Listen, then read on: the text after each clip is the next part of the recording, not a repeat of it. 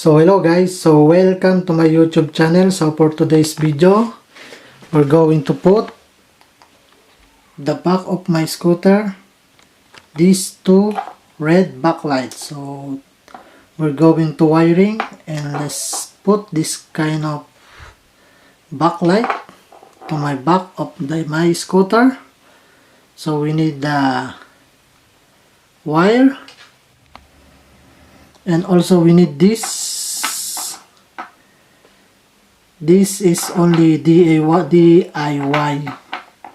So I take this red from the red back like this.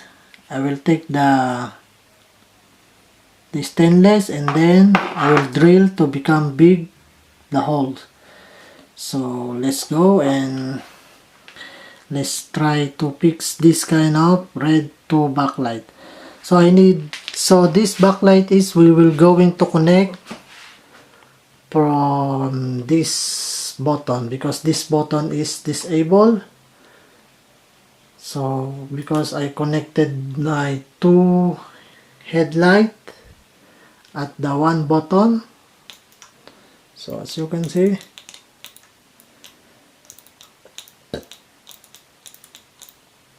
so only one. So this is nothing, so we're going to put this kind of button we're going to use. So let's go and let's do this. Alright guys, so I take the two wires and then I will put also the wires to already hide the wires from here. So now we're going to connect this kind of two wires to the switch. So first we're going to take out this.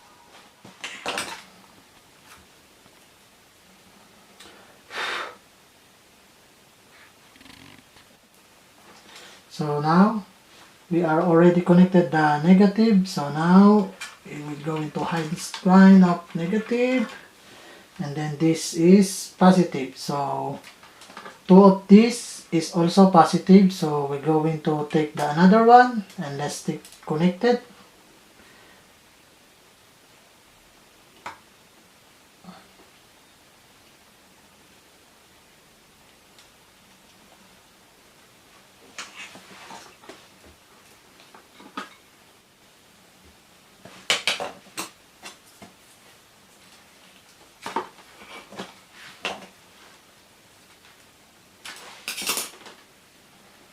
So now we are connected the negative and positive. So we're going to hide it now.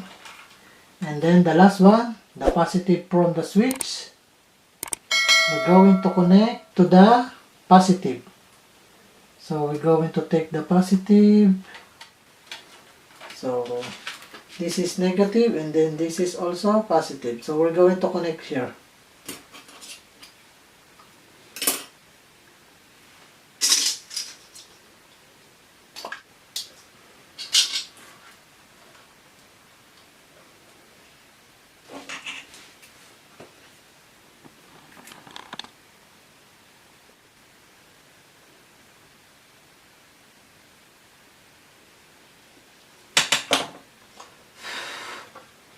Alright guys, so we are already connected now to the positive.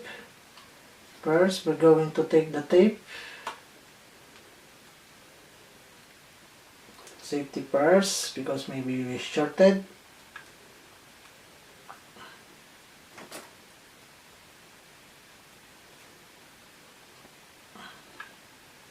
We are already connected now all.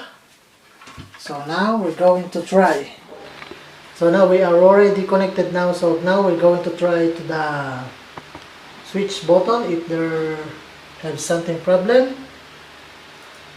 Oh, this one is from the headlight and then another one. So this is it guys. So already okay now.